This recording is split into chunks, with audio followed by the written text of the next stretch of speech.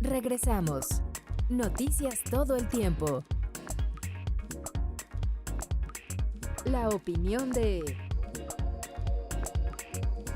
Ya estamos de regreso en Noticias todo el tiempo. Me da mucho gusto saludar esta mañana a Julio Capuano, quien nos va a hablar acerca de las normas oficiales mexicanas en el comercio exterior. Julio, ¿cómo estás?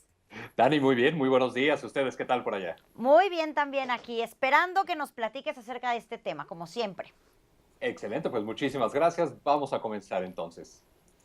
Bueno, primero quisiera hacer un poquito de historia de dónde es que vienen las normas oficiales y esto, bueno, nos va a llevar hacia los principios de 1947-48, un poquito después de lo que es la Segunda Guerra Mundial, donde se crea una Organización Internacional de Estandarización.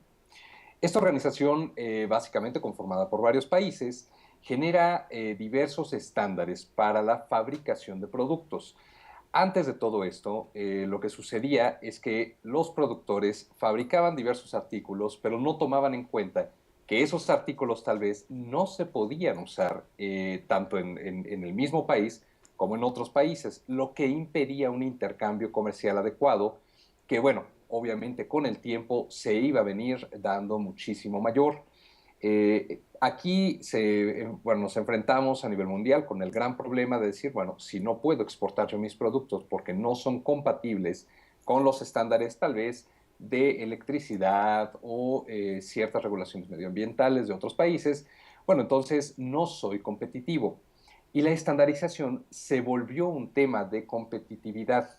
Este tema de competitividad empieza a generar una dinámica en los países en donde no solamente necesitaban ingresar a esta normalización y poder tener estos productos, sino también generar medios adecuados como para poder generar nuevas normas que pudieran impulsar la creación de nuevos productos. Vamos a platicar un poco, por ejemplo, en el caso mexicano.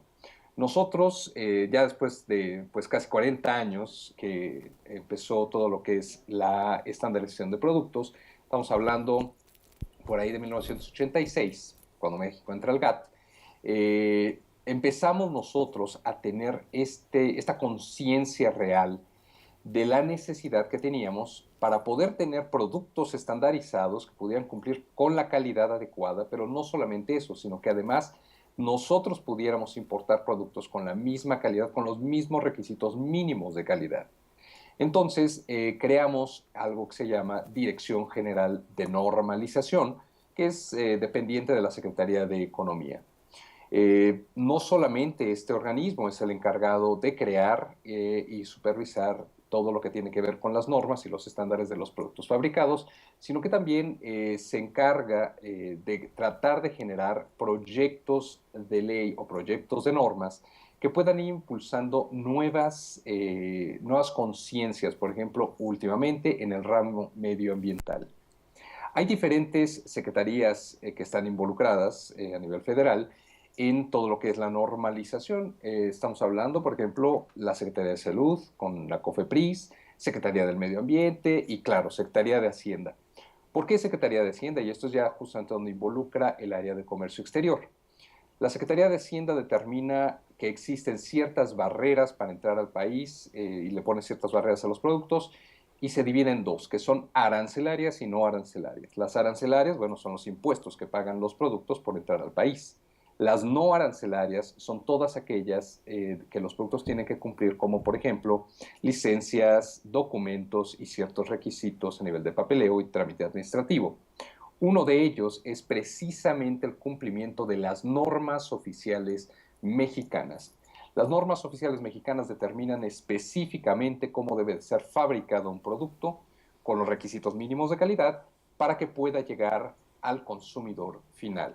Nosotros en México tenemos, de hecho, dos tipos de norma. Esto a veces no es muy conocido. Tenemos la famosa NOM, que es la norma oficial mexicana, pero también contamos con algo que se llama norma mexicana, la NMX. Esta norma mexicana básicamente tiene un carácter no obligatorio, es la diferencia con la NOM, pero siempre sugiere no solamente el estándar mínimo de calidad, sino un estándar que usualmente se acopla con estándares ya internacionales. Hay ciertos países que no adoptan del todo lo que es la normalización de la organización internacional, y por ello cada país tiene sus regulaciones muy particulares que poco a poco van acoplando. Nosotros, en nuestro caso muy particular, pues obviamente con la relación que tenemos con nuestro vecino del norte y a raíz del Tratado de Libre Comercio, tuvimos que estandarizar muchísimo más nuestros productos, y la NOM obligatoria, bueno, se empieza a transformar para estandarizarlo con los organismos de cada uno de los países de América del Norte. Ahora, por ejemplo, estamos viendo hacia otros países, simplemente el bloque europeo. Muy próximamente, ya estamos hablando del 26-27 de mayo, se va a entrar en vigor una reforma, un cambio que se hizo a una de las normas oficiales mexicanas, en particular la 003, que tiene que ver con todo lo que es el sector eléctrico técnico. Nosotros en México fabricamos muchos productos de este segmento que tratamos de exportar, por ejemplo, a Europa, pero no entran porque las regulaciones son mínimas, y en Europa pues obviamente piden más condiciones. Todo esto, la verdad es que a nosotros nos ha dificultado tratar de exportar productos hacia allá, y con este cambio que se está haciendo sobre la norma 003 vamos a tener muchísimo mayor capacidad de competir con buenos productos, mucho mejor capacidad técnica, y obviamente, bueno, vamos a incrementar nuestra planta productiva. La norma oficial mexicana, igual que la norma mexicana, son de un carácter no solo obligatorio en algunos casos, sino que también entran dentro de los tratados de libre comercio.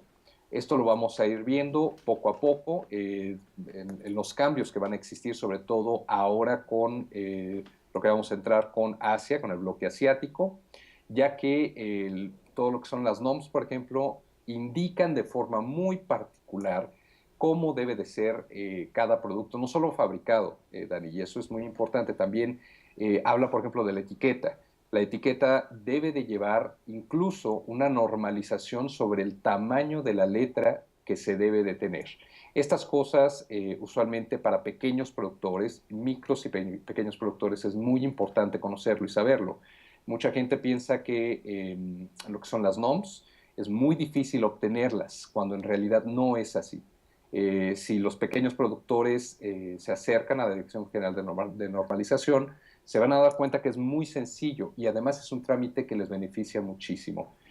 Voy a estar dejando hoy, justamente en el Twitter, diferentes ligas acerca de las diferentes normas oficiales mexicanas y normas mexicanas, cómo obtenerlas, dónde obtenerlas, y todos estos cambios que están haciéndose hacia Europa y Asia, para aquellas personas del auditorio que quieran revisarlo y, bueno, tal vez tengan la intención de exportar hacia alguno de estos dos países, dos bloques. Perdón. Pues muy bien, Julio, como siempre muy interesante, sobre todo como mencionas, estar actualizados, ¿no? No es tan complicadas a veces, no son tan complicadas a veces las cosas si ponemos atención desde un inicio, y desde un inicio, pues bueno, si te piden una letra, un tipo de letra, si te piden ciertos requisitos, pues estar ya pensándolo para poder hacer las cosas tal cual, y entonces cuando ya uno quiere expandirse y crecer, pues poder hacerlas de una manera muchísimo más sencilla, ¿no? Efectivamente, Dani, tienes toda la razón. Todo eso se hace con la planeación. Lo que pasa es que luego los mexicanos, la planeación no se nos da como se nos debería de dar, ¿no? Entonces, si tú tienes una visión y dices, estoy sacando este producto y a lo mejor en unos 5 años tengo pensado pues ya expandirme y exportar, o en menos tiempo quizá, ¿no? Entonces, bueno, si uno desde un inicio va con ese pensamiento, puede ir siguiendo los pasos y ir informándose, que sería lo ideal, ¿no? Efectivamente, de hecho, la planeación estratégica en nuestro país es algo que debemos de estar tomando muy en serio, sobre todo para años venideros. Tienes toda la razón, Dani. Nos evitaríamos muchos asuntos. Muchas gracias, Julio, como siempre. Muchas gracias a ti, cuídate, y nos vemos la siguiente semana. Nos vemos la siguiente semana. Un placer, Julio Capuano, como es costumbre. Nosotros hacemos una pausa y volvemos con más información a Noticias Todo el Tiempo.